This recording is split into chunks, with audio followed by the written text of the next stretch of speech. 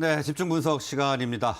우크라이나의 전쟁 우려로 유가가 $100 가까이 치솟고 있습니다. 그리고 상황에 따라서 향후에는 $120도 넘을 것으로 예상이 되고 있는데요. 오늘은 이런 유가 움직임과 관련해서 시나리오별로 투자 전략 알아보는 시간 갖도록 하겠습니다. 그리고 인류가 아직까지 개발하지 못하고 있는 치매 치료제에 대해서도 알아보는 시간 갖도록 하겠습니다. 케미컬 에너지 투자 자문의 차홍선 대표, 조성기 고문, 강혜경 고문 나오셨습니다. 어서 오십시오. 예, 안녕하십니까. 네, 안녕하십니까. 자, 먼저 차 대표님. 자, 우크라이나 사태 정말 일촉즉발의 상황인데 방금 전에 말씀을 드린 대로 시나리오별로 투자 전략을 한번 말씀해 주시죠. 예. 그 국제유가가 흔히들 보면, 그러니까 에너지 한 26년 동안 분석한 입장에서 빠르게 말씀을 드리겠습니다. 유가는 예를 들면 올라간다, 그다음 횡보한다, 떨어진다, 이런 세 가지 시나리오가 있겠죠. 근데 이거 큰 그림을 한번 잡아볼 필요가 있습니다. 러시아가 왜 에너지 시장에서 중요한지 한번 보면은, 첫 번째는 러시아는 석유 생산 3등 국가입니다. 네. 그리고 가스로는 세계 1등 국가입니다. 그래서 석유와 가스를 토탈리 합치면은 전 세계 3등 국가라고 보시면 돼요. 그래서 1등 국가가 어디냐? 의외로 미국입니다. 2등 국가가 어디냐? 사우디입니다. 3등 국가가 어디냐? 러시아다, 이렇게 보시면 돼요. 그래서 예. 1억 배럴 중에 3분의 1 정도를, 약 3분의 1 정도 석유 기준으로 차지한다고 보면은 러시아는 에너지 시장에서 굉장히 중요합니다. 석유하고 가스 시장에서. 포지션이 굉장히 크네요. 예, 맞습니다. 예. 예, 그래서 지금 보면은 지금 입장은 어떻습니까? 러시아 같은 경우는 우크라이나 동부에 있는 친러 지역 같은 경우를 본인들이 조금 병합하려는 여러 가지 움직임이 있지 않습니까? 그에 비해서 이제 미국이라든지 나토 입장을 보면은 그게 들어오지 말라는 거잖아요. 들어오지 마는데 만약에 들어온다면 어떻게 하겠다는 겁니까? 전쟁을 하겠다는 게 아니고 경제 전쟁을 하겠다는 겁니다. 뭐냐면은 첫째, 결론은 이런 것입니다. 그러니까 러시아산 석유와 가스를 안 사겠다는 겁니다. 그럼 네. 3분의 1이 날아가는 겁니다. 극단적으로 보시려면. 그러면은 1억 배럴 중에 3분의 1이면 많은 금액입니다. 그래서 유가가 움직이고 있다, 이렇게 보시면 될 것 같아요. 그래서 첫째 시나리오별로 생각을 해볼게요. 그러면은 첫째, 러시아가 친러 지역에 예를 들면 뭐 탱크라든지 여러 가지 몰고 들어가면서 이제 경제 제재가 시작되는 겁니다.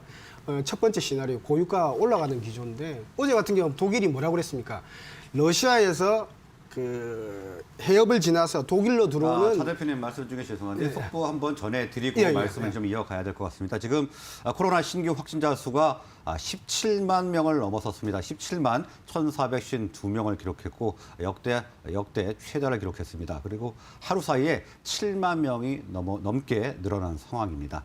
다시 한번 말씀드리면 코로나 신규 확진자 수가 17만 1,452명을 기록해서 역대 최다를 기록한 그런 상황입니다.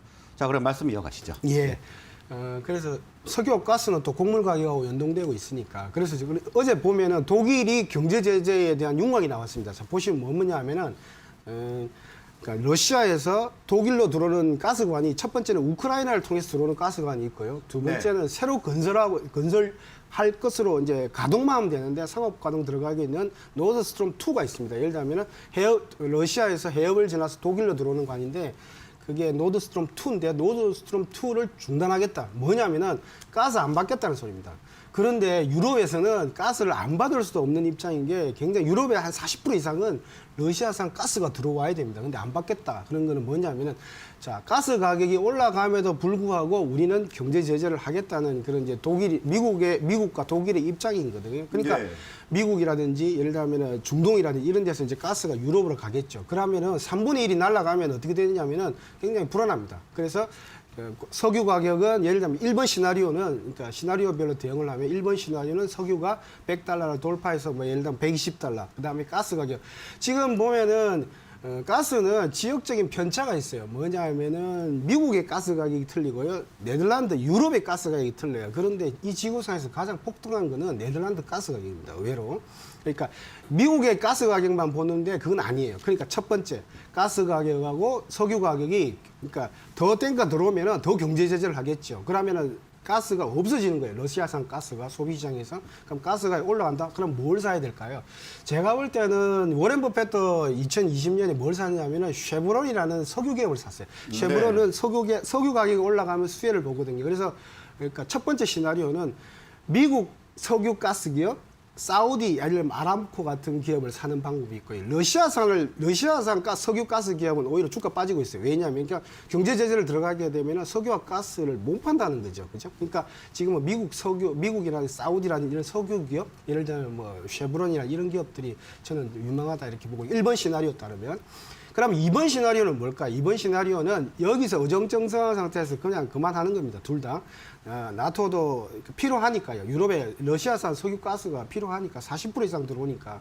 그럼 그 현재 상태에서 100달러를 돌파를 못하는 상태에서 멈춘다 이렇게 보시면 될까요? 그러면 어떻게 되죠? 그럼 뭘 사야 되죠?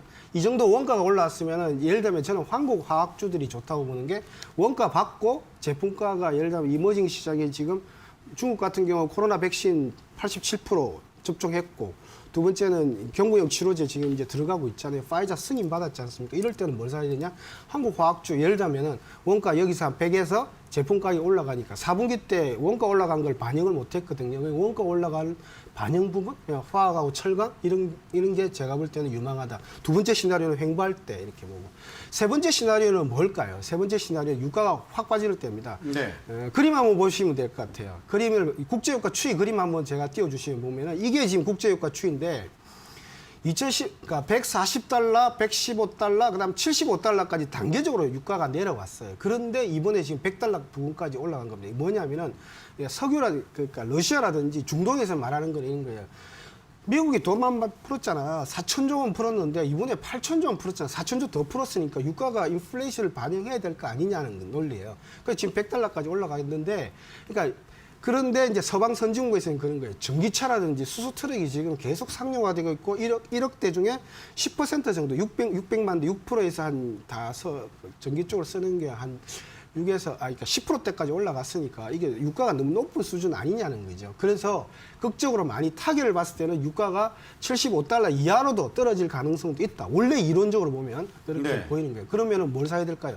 제가 볼 때는 그럴 때는 예를 들면 코스피 전체적으로 보면 유가 올라가면서 코스피가 빠졌잖아요. 코스피를 따르는 ETF도 제가 볼 땐 괜찮을 것 같고요. 그다음에 예를 들면 아까 이머징도 좋아지고 있기 때문에 항공주 이런 것들도 제가 볼 때는 요즘에 1,000만 투자자 중에서 한 100만 명 정도가 지금 미국 투자도 하시는데 델타 항공 이런 것도 항공주도 괜찮은 것 같아요. 그래서 항공주라든지 우리나라 경기에 관련 리오프닝 주식도 사는 것도 괜찮다. 그래서 유가는 높고 횡보하고 낮는데 저는 횡보할 거로 봅니다. 한 100달러를 돌파하지 못할 거라 이렇게 보는데 이렇게 시나리오별로 이렇게 투자 전략을 정리하시는 것도 좋겠다 이렇게 보고 있습니다. 네, 시나리오별로 투자 전략과 종목까지 말씀을 해주셨습니다. 자, 다음은 강혜경 고문님. 이제 전 세계가 코로나와 걸려서 엔데믹으로 가는 분위기인 것 같습니다. 그래서 현재 코로나 백신이나 치료제 현황을 좀 업데이트 좀 해주시고요. 최근에 글로벌 이슈가 되고 있는 바이오 이슈 있으면 좀 말씀해 주시죠. 예. 코로나 글로벌 전 세계 코로나 확진자 수로 보게 되면은 감소하고 있는 추세입니다. 국내는 아까 속보도 좀 증가한다 이게 나왔지만 전 세계를 놓고 봤을 때는 감소하고 있고요. 그러다 보니까 헬스케어 섹터 안에서 특히 바이오의 투자에 있어서는 글로벌이 주목받고 있는 건 지금 최근에 알츠하이머 치매 치료제, 항암 그리고 당뇨 쪽으로 주목을 받고 있습니다. 근데 지금 이슈가 이제 되는 게 한 가지가 있는데 최근에 이제 이 알츠하이머 치매 치료제 관련해서 작년에 허가를 받은 마유젠의 아두카누맙이죠. 아두헬름의 이 보험급여 이 적용이 어디까지 될 것인가라는 게 글로벌에서는 지금 이슈입니다. 1월에 초안이 나온 걸로는 미국 CMS 쪽에서 임상에 참여한 환자에 제한하겠다라는 의견이 지금 나온 거고요. 최종 결론은 올해 4월에 나올 예정입니다.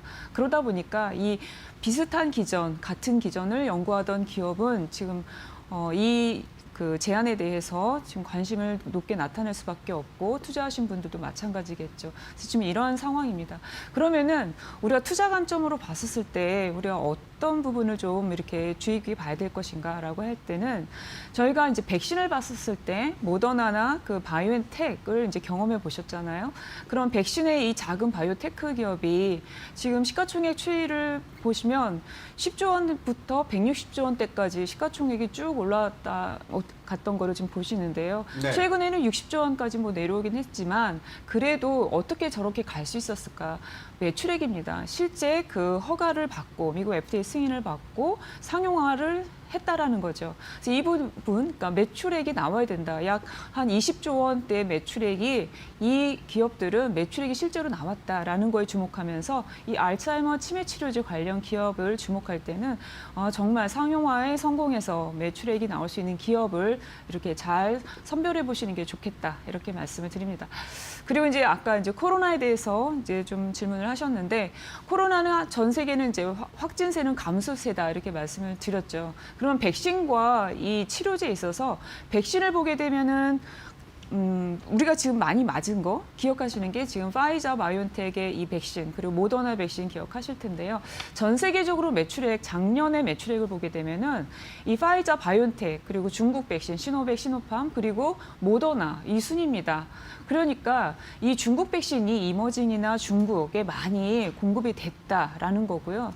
그리고 중국에서도 시노백이나 시노팜 백신에다가 교차 접종하면 효율이 더 효능이 높아지죠. 이런 부분을 고려해서 교차 접종을 허용을 했습니다. 그래서 그러면 이제 이머징이나 중국 여러 이제 국가들이 다 이렇게 접종률이 더 올라가고 전 세계 이 확진자가 좀 내려가고 있는 게 좀 이해가 되실 것 같고요. 그다음에 경구용 치료제로 보게 되면은 파이자는 특히 이제 파이자만 좀 주목해서 더 말씀을 드리면 그 좀 약값을 좀 지불할 수 있는 국가들이죠. 캐나다, 영국, 뭐 EU 이런데 왜 40여 개국은 승인이 나 있습니다. 그러니까 공급이 되고 있죠. 그 환자 수는 이렇게 줄어들고 있고 공급은 늘어나고 있고. 그러니까 이 부분을 좀 우리가 투자할 때 고려해 보실 수가 있고요. 중국에서도 이 팍스로비드, 파이자의 팍스로비드는 승인이 났습니다. 그러면 이 의미는 뭘까요? 이게 95개국 팍스로비드는 중저소득 국가에 저가에 공급하기로 되어 있습니다. 거기다 중국도 허용을 했다? 그러면 이머징이나 중국 이런 데에서 약이 치료제가 들어가기 때문에 이 부분도 좀 고려해 볼 수 있다. 이렇게 투자에 고려하시면 좋겠습니다. 네, 우리나라 확진자 수가 기하급수적으로 늘어서 전 세계적으로도 확진자 수가 늘고 있는 줄 알았는데 오히려 감소를 하고 있었네요. 자, 그리고 방금 전에 이제 알츠하이머에 대해서 좀 말씀을 하셨는데 조성희 고문님, 알츠하이머 치료제 기술 어떻게 발전이 되어 왔는지 한번 좀 알아보죠. 예. 알츠하이머는 이제 그 발견이 1906년도에 독일 의사 알츠하이머에 의해서 발견이 됐고요. 예, 네. 오래됐죠. 근데 그때 초반에는 환자 수들이 굉장히 많지는 않았어요. 네. 근데 이제 수명이 점점 길어지다 보니까 점점 이제 환자 수가 많아졌죠. 그러다 보니까 이제 한 3가지 시기별로 좀 이렇게 볼 수 있을 것 같은데 치료제 기술이 초반에는 이제 그 알츠하이머 치매의 원인이 뭐냐 이걸 잘 모르고 이제 증상을 치료하겠다. 그런 쪽으로 했었고 그러다가 이제 한동안에 이제 가설이 이제 나왔죠. 알츠하이머는 베타 아밀로이드가 축적되기 때문이다. 뭐 이런 가설이 나오면서 이제 좀 더 전환기가 됐고요. 최근에는 그 외에도 다른 여러 가지 기전들이 같이 연결되어 있다 이렇게 보고 있습니다. 좀 자세히 말씀드리면 결국은 이제 2000년대 초반까지는 증상을 어떻게 하면 완화할까. 결국 그러니까 신경 세포가 좀 죽어나가면서 신경 신호 전달이 잘 안 되니까 신호 전달을 좀 잘하게 해주자. 그러려면 신호 전달의 가장 핵심적인 물질이 아세틸콜린이라는 물질이 있어요. 그럼 이 물질을 농도를 좀 높여주는 방향으로 약물을 개발하자. 그래서 아세틸콜린을 높여주기 위해서 아세틸콜린 에스테라제라고 하는 그 분해하는 효소를 억제하는 약제를 만들었고요. 네. 그다음에 또 하나는 이제 과잉 그 신경 세포들이 너무 과잉 흥분되면은 문제가 있다 해서 그걸 좀 낮춰주는 약물 이렇게 해서 거의 2003년도까지 이런 약물들이 개발되면서 이제 많이 이제 어느 정도 증상을 해결을 했죠. 그 이후에는 이제 근본적인 원인이 뭐냐 이제 이런 쪽에 포커스가 되겠죠. 네. 그러다 보니까 이제 잠깐 말씀드렸지만 이제 베타 아밀로이드라든지 타우라든지 이런 것들이 이제 가설로 나옵니다. 그래서 결국 우리 뇌 안에 단백질 찌꺼기가 응축돼서 이게 문제다. 그 중에 하나가 이제 베타 아밀로이드고 또 하나는 이제 타우 단백질이다 이렇게 됐고요. 베타 아밀로이드가 단백질 찌꺼기인가요? 그렇죠. 네. 그러니까 정상적으로 이제 우리가 그 뇌 안에서 단백질을 활용하고 나면 정상적으로 잘 이렇게 분해해서 버려야 되는데 네. 이 분해하는 과정이 잘못되면 녹지를 않고 엉키는 겁니다. 그러면 이제 버려지지가 않고 쓰레기처럼 이제 쌓이는 거죠. 그러다 보니까 이제 옆에 있는 신경세포를 죽이게 되는 독이 되는 겁니다. 네. 그렇다면 이거를 제거하려면 어떻게 해야 될까? 그 응축되어 있는 베타아밀로이드에 달라붙을 수 있는 항체 의약품을 만드는 겁니다. 그러니까 항체를 주입해서 거기에 달라붙으면 그 다음에 이제 그런 덩어리를 잡아먹는 세포가 있어요. 보통 식작용이라고 하죠. 덩어리들을 잡아먹는. 그래서 글리알셀이라고 하는 세포가 이제 그걸 잡아먹고 분해해서 이제 버리게 되는 거죠. 그런 방법이 되고 최근에는 이제 그 외에도 그것만 갖고도 좀 확실하게 정복하기는 어려울 것 같다 해서 여러 가지 기전들이 나오고 있는데 네. 제일 먼저 나오는 것이 이제 신경세포 보호하고 신경신호 전달을 하는 시냅스를 강화하는 기술. 그다음에 면역 염증을 좀 조절해야 되겠다 이런 부분. 예, 알겠습니다. 그다음에 이제 관련된 유전자를 좀 조절한다 이런 네. 것까지 이제 최근에는 많이 연구가 되고 있습니다. 예. 오늘은 시간 관계상 여기까지 좀 들어야 될 것 같습니다. 발견된 지 120년이 넘었으면 이제 치료제도 나올 법이 된 것 같습니다. 오늘 말씀은 여기까지 듣겠습니다. 고맙습니다. 네, 수고하셨습니다.